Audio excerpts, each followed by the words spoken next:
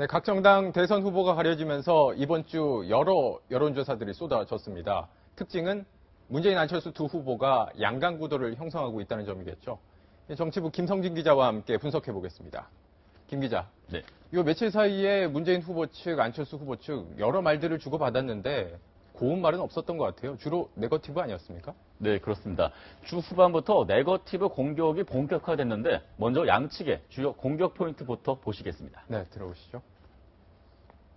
안철수 후보는 어떤 이유로 자녀의 재산 공개를 거부하고 있는지, 혹시 공개해서는 안 될 자녀의 재산이나 동거래가 있는 것은 아닌지 묻지 않을 수가 없습니다.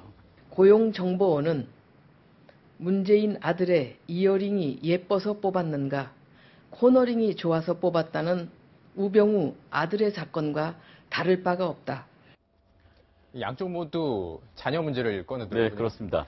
두 후보 모두 자녀 문제인데 특히 문재인 후보 쪽에서는 딸 안선희 씨의 재산 문제를 제기하고 있습니다. 네. 미국 스탠퍼드에서 박사과정 중인 안선희 씨는 조교로 일하면서 2013년 기준으로 3,400만 원의 소득을 올렸습니다. 네.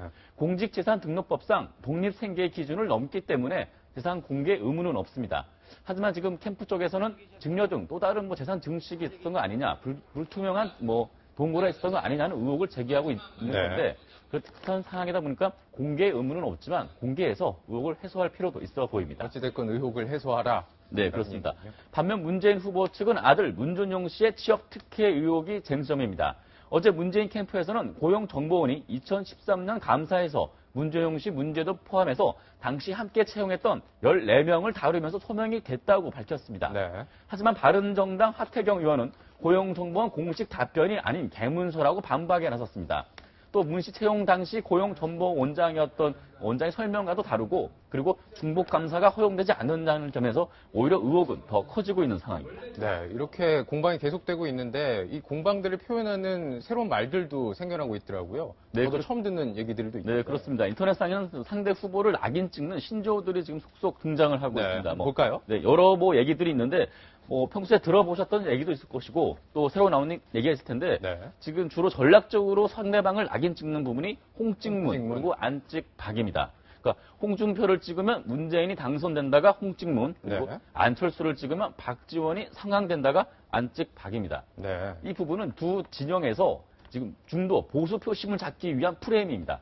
그래서 안철수 쪽에선 사표 방지 심리, 그리고 반문 정서를 이용해서 보수표 결집을 15% 밑으로 묶어두고 네. 무난 양자 대결로 만들기 위한 전략입니다.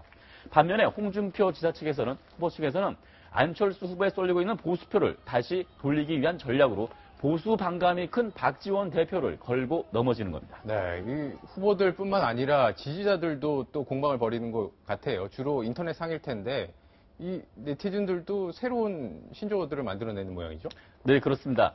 지금 흔히 조금 가격한 표현이긴 한데, 네. 표현을 들리자면 달래반, 안슬림 이렇게 부르고 있습니다. 네. 문재인 후보의 달, 그리고 탈레반의 합성어고요. 그리고 안철수와 무슬림을 묶어서 안슬림이라고 이렇게 표현을 하고 있습니다. 달레반 같은 경우엔 이제 문재인 후보의 성을 영어식으로 돌려서 설명을 하고 있는 건데, 했군요. 주로 인터넷 상에서 댓글 공격을 하면서 서로 지지층을 거칠게 공격할 때 많이 이렇게 사용하고 지칭을 하고 있습니다.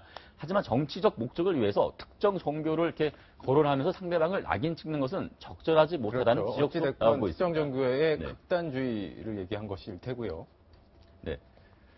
그리고 오늘 또 이런 상황에서 보수 정당이 좀 상당히 많이 요즘 위축돼 있습니다. 네. 위축돼 있는데 오늘 또 자유한국당 소속이죠. 조원진 의원이 태극기 집회에서 전격적으로 탈당을 선언했습니다. 그렇죠. 조원진 의원 같은 경우에는 제 기억에는 당 최고위원도 지냈던 사람 아닙니까? 네, 그렇습니다. 대구 지역을 기반으로 한 중진 의원인데 조 의원이 탈당을 발표한 현장 직접 보시겠습니다. 네.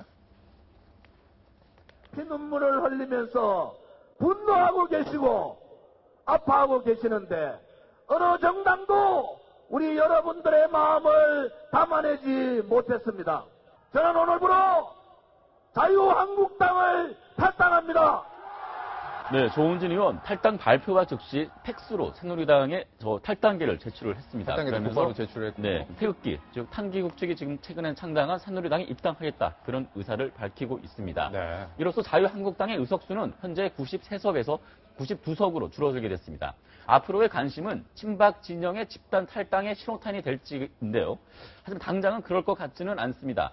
당내 대선 경선에 임했던 김진태 의원은 잔류 의사를 분명히 밝혔고요. 그리고 서청원, 최경환, 윤상현 의원들도 아직까지는 별다른 움직임을 보이지 않고 있습니다. 네, 뭐 어찌됐건 보수 진영의 위기감이 표출됐다 이런 평가도 나오고 있는 모양이군요. 잘 보수 들었습니다. 진영이 좀 갈라지는 모양새가 좀 진행될 것으로 보입니다. 네, 말씀 여기까지 듣겠습니다.